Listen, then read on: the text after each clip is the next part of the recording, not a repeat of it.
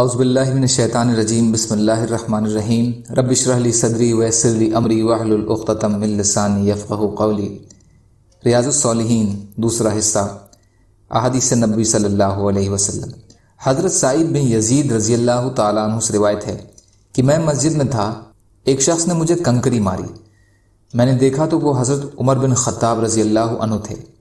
آپ نے فرمایا، جاؤ ان دو آدمیوں کو میرے پاس لاؤ۔ چنانچہ میں ان دونوں کو آپ کے پاس لے کر حاضر ہوا تو آپ نے ان سے پوچھا کہ تم کہاں کے ہو؟ انہوں نے کہا طائف کے رہنے والے ہیں۔ آپ نے فرمایا، اگر تم اس شہر مدینہ کے رہنے والے ہوتے تو میں تمہیں ضرور سزا دیتا۔ تم رسول اللہ صلی اللہ علیہ وسلم کی مسجد میں آواز اونچی کر رہے ہو۔ بخاری شریف۔ عمر رضی اللہ عنہ کے اس عمل سے معلوم ہوا کہ مسجد میں اونچی آواز سے بات کرنا مسجد کے آداب اور تہذیب کے خلاف اور ایسا جرم ہے جس پر سزا دی جا سکتی ہے۔ منکر اور خلاف شرعی کام کرنے والوں کو ضرور روکنا اور منع کرنا چاہیے اگر اس کی طاقت ہو۔ لہسن، پیاز، گندنا یا کوئی اور بدبودار چیز کھا کر مسجد میں نہ آئیں۔ حضرت ابن عمر رضی اللہ تعالیٰ عنہ سے روایت ہے کہ نبی اکرم صلی اللہ علیہ وسلم نے فرمایا، جو شخص اس پیڑ سے یعنی لہسن کھائے تو وہ ہماری مسجد کے قریب نہ آئے۔ بخاری اور مسلم کی روایت کے الفاظ ہیں کہ ہماری مسجدوں کے قریب نہ آئے۔ حضرت انس رضی اللہ تعالیٰ عنہ سے روایت ہے کہ نبی اکرم صلی اللہ علیہ وسلم نے فرمایا، جو شخص اس پیڑ سے کھائے تو وہ ہمارے قریب نہ آئے اور نہ ہمارے ساتھ نماز پڑھے۔ بخاری اور مسلم۔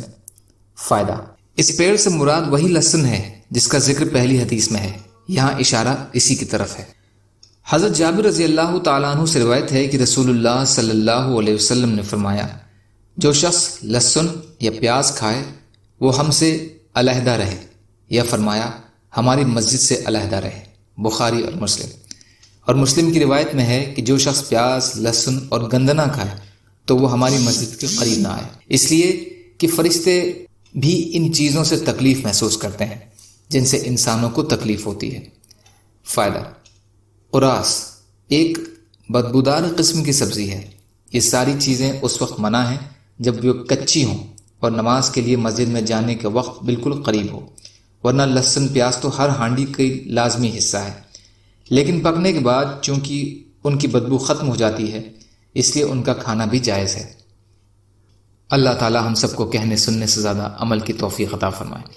یا اللہ، مظلوم کشمیریوں، فلسطینیوں اور جہاں بھی مسلمان پریشان حال ہوں، آپ ان کی مدد فرمائیے۔ ہم سب کو اپنی استعداد کے بقدر اپنا حق ادا کرنے والا بنائیے۔ یا اللہ، سچی توبہ کی توفیق عطا فرما دیجیے۔ سبحان ربک رب العزت عما یصفون وسلام علی المرسلین والحمد للہ رب العالمین برحمتک یا ارحم الراحمین۔ لا الہ الا اللہ محمد رسول اللہ۔ والسلام علیکم۔